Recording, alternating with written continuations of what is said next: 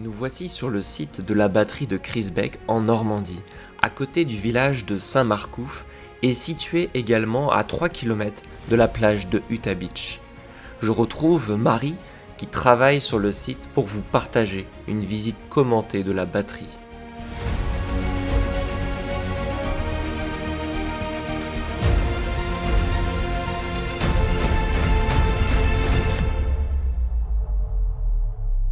Est-ce que vous pouvez nous parler un peu de ce site, de ce complexe de batterie? Qu'est-ce qu'on y trouve? Que pouvons-nous visiter aujourd'hui sur ce lieu? Alors ici, premièrement, vous êtes sur un site clé du D-Day, vu que c'est ici que tout a commencé. Vous êtes sur le lieu où le commandant de la batterie a vu donc face à lui arriver les Alliés. Fire! Fire! Donc la batterie, la première qui a ouvert le feu sur la flotte alliée au matin du 6 juin 1944.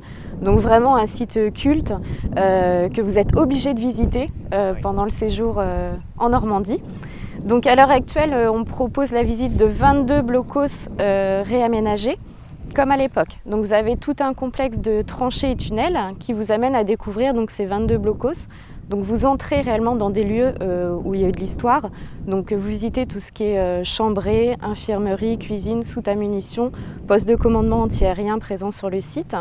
Et après on a la partie plus en extérieur, donc qui est derrière nous avec les encuvements et les canons. Les célèbres canons de Saint-Marcouf, donc, qui ont été entre les mains des Allemands pendant la Seconde Guerre mondiale. En quelle année cette batterie a été construite? Alors, elle a été construite à partir de 1941, principalement par les prisonniers russes et polonais. Et c'est qu'en 1943, devant donc, le retard de l'avancement des travaux, que l'organisation TOT a fait appel donc, au STO, Service de travail obligatoire. Donc, c'est des travailleurs français qui sont venus de Paris et de Bretagne. Et ils sont venus travailler donc ici et construire les blocos de la batterie. Alors cette batterie a été choisie par sa position géographique stratégique. En fait, vous êtes à 28 mètres d'altitude et à seulement 2,8 km de la mer. Donc c'est vrai qu'elle avait un panorama exceptionnel qui allait de Saint-Va jusqu'à la pointe du Hoc. Donc grâce à ça, comme je vous l'ai dit tout à l'heure, site clé, vu que c'est d'ici en fait que les Allemands ont vu les Alliés arriver donc, sur les plages d'Utah. Combien d'hommes étaient présents ici sur cette batterie? Alors la batterie était composée à peu près de 400 hommes. Donc elle était commandée par l'oberlieutenant Walter Homsen qui avait donc 3 officiers, 24 sous-officiers et 287 marins. Cette batterie a montré une résistance exemplaire donc face aux Alliés qui ont débarqué, vu qu'elle n'a jamais été prise d'assaut par les Américains. En fait, donc, le Walter Homsen et ses hommes ont mené une résistance acharnée face à toutes les forces alliées qui arrivaient et qui essayaient à chaque fois d'encercler la batterie. Mais en fait, ils avaient minimisé la puissance de l'artillerie. Car en effet, donc quand Rommel a inspecté toutes les batteries du mur de l'Atlantique, il a jugé celle-ci comme stratégique et il l'a chargée donc en pièces lourdes de marine, comme le canon 210 qu'on a derrière nous, avec une portée de 33 km, c'est exceptionnel. Et donc grâce à ça, la batterie était vraiment, avait une puissance de frappe totalement insoupçonnable par l'ennemi. Donc il y a eu un duel d'artillerie, j'imagine, entre les canons ici et en même temps les navires. Voilà, c'est ça.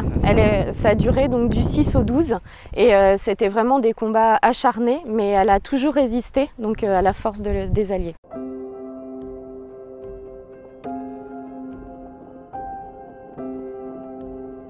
On a fait le choix donc, avec le gérant d'exposer toute une gamme de canons.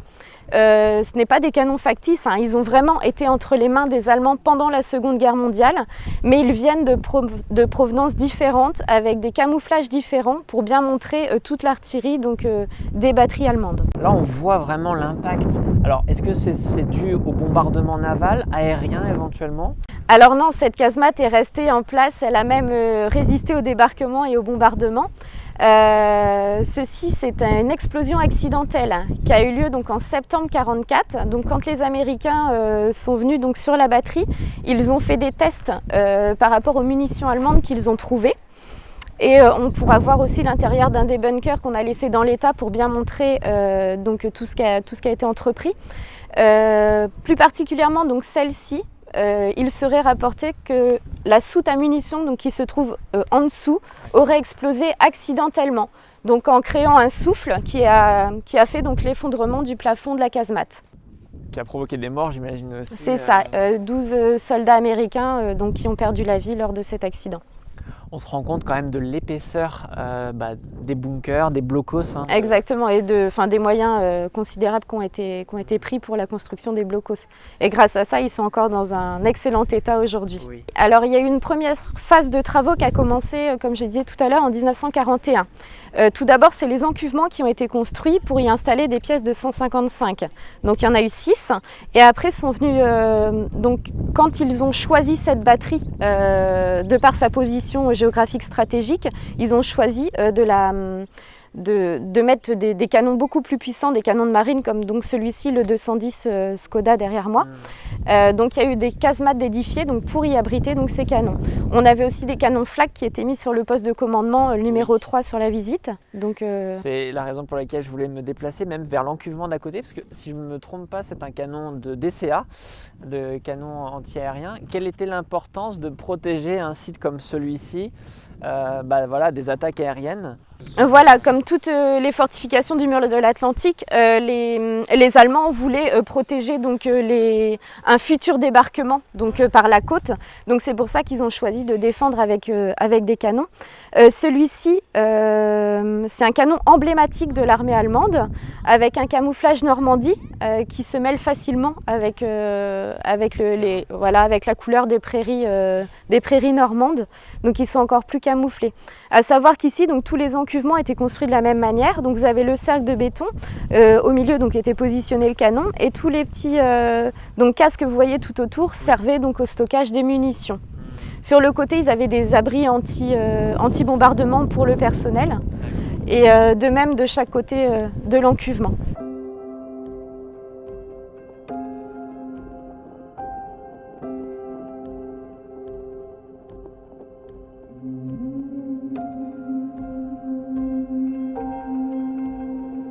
À quoi servait cette tour d'observation? Alors ça, c'était le Mirador. Ça a été construit en même temps que les encuvements dans une première phase. Et donc, c'était le point culminant de la batterie pour voir tout simplement tout ce qui pouvait arriver dans l'enceinte de cette batterie. Ok. Donc là, on entre sur... Dans une soute à munitions. Ok. Qui reliait du coup deux encuvements. Donc c'est là où était stocké principalement tout ce qui est munitions et outils de maintenance pour les canons. C'est de l'original et ça a été retrouvé principalement pendant les fouilles du site. Donc on retrouve tout ce qui est vraiment armement allemand, comme les grenades à manche. Vous avez la grenade olive, les mines antipersonnelles. Voilà. Là c'est vraiment de l'artillerie allemande qui a été retrouvée ici.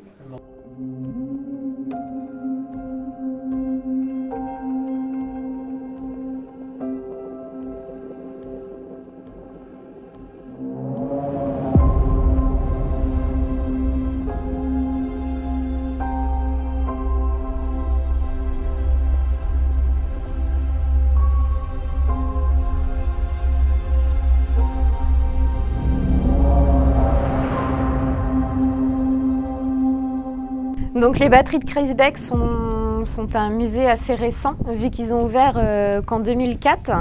Donc il y a une période d'oubli, si je peux dire, car en période en fait, d'après-guerre, les habitants du secteur voulaient un petit peu oublier tout ce qui était vestiges de guerre, blocos, ces durs moments de réalité.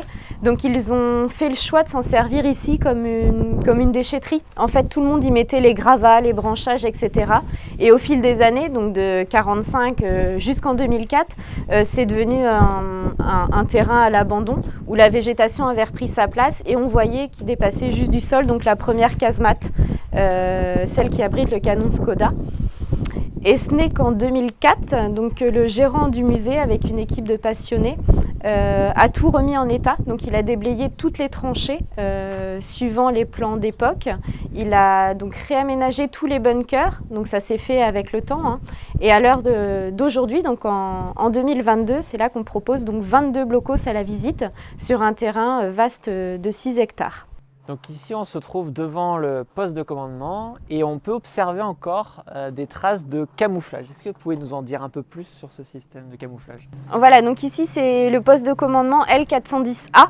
Donc on a retracé le camouflage comme à l'époque avec les restes qu'il y avait de peinture donc, sur les murs du bunker. Et l'art du camouflage, donc c'était investi par les Allemands pour camoufler les blocos d'un point de vue aérien. C'est-à-dire que là, donc on voit que ça fait une réalité de fausses pierres et donc c'était pour leurrer totalement les bombardiers, l'ennemi, qui pouvait repérer donc ces bunkers et se dire en fait c'est des simples maisons, des habitations normandes et pas donc des fortifications allemandes.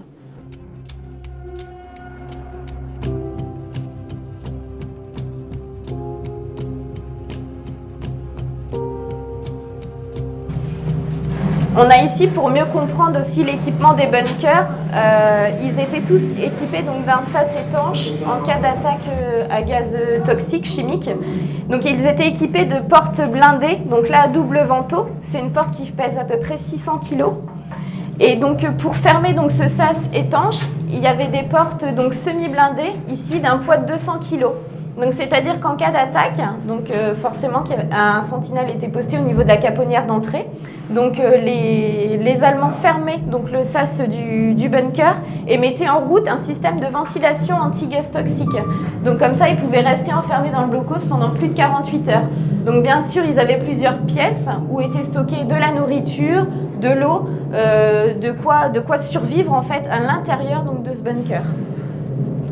Ici, plus exactement, on a reconstitué donc l'interrogatoire d'un prisonnier américain fait lors du parachutage du 8 juin 1944, donc interrogé par l'oberlieutenant Walter Homsen au centre, avec un de ses sous-officiers qui est là pour récolter toutes les informations. Et c'est le 8 juin en fait qu'ils ont su que les Américains avaient des plans très très détaillés, mais vraiment de manière très pointilleuse, de la batterie de Crisbeck. Donc tout ça par le biais de la résistance. Voilà, ici toutes les photos mettent en avant tout ce qui est construction de la batterie. Donc comme je disais, elle a commencé en 1941 et elle a fini. Au matin du 6 juin 1944, elle était encore inachevée. On retrouve aussi l'art du camouflage. Donc comme je vous le disais tout à l'heure, ils peignaient sur leur bunker pour faire croire à des maisons. Donc c'est très très bien pensé vraiment pour cacher les fortifications. Ici, on a les premières générations groupe électrogène, voilà. Parce que tous les bunkers étaient équipés en électricité, ils avaient tous un point d'eau, ils avaient des périscopes.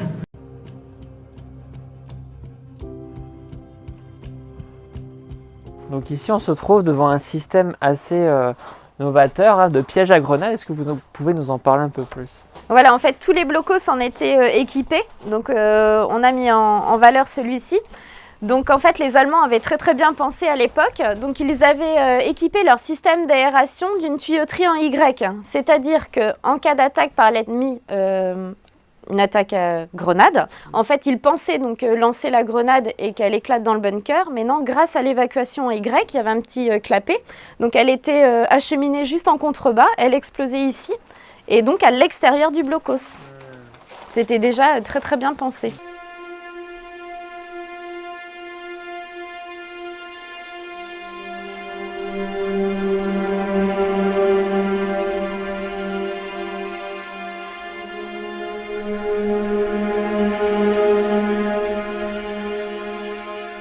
Alors là, on rentre dans un bunker, donc encore réaménagé. Celui-ci, on a plus mis en avant les conditions de vie des soldats. Donc dans cette batterie, donc on rappelle que cette batterie comptait donc 400 hommes et c'était ici comme un petit village. Donc on va voir tout ce qui est chambré, soute à munitions, cuisine, etc. Ils vivaient vraiment ici en totale autarcie en fait. Donc là on voit des soldats allemands, c'est des scènes de vie du quotidien. Donc bien sûr ils avaient des occupations, je veux dire classiques. Voilà, ils écrivaient des lettres à leur famille. Ils lisaient beaucoup tout ce qui était actualité pour suivre l'avancement donc, de la guerre dans leur pays.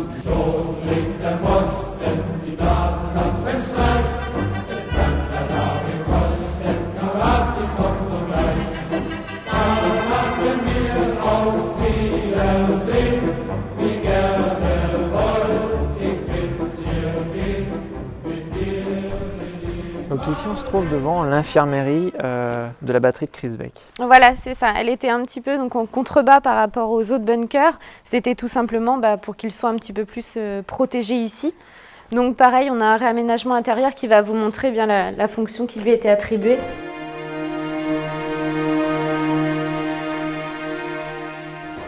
Tous les blocos étaient siglés de la marine. D'accord. Avec l'année de construction, le mois et le modèle du bunker. Voilà, donc comme je disais tout à l'heure, c'est le système de ventilation anti-gaz toxique en excellent état, donc qui était mis en route, toujours en cas d'attaque. Le sas était refermé et donc c'était pour que les soldats aient un air convenable.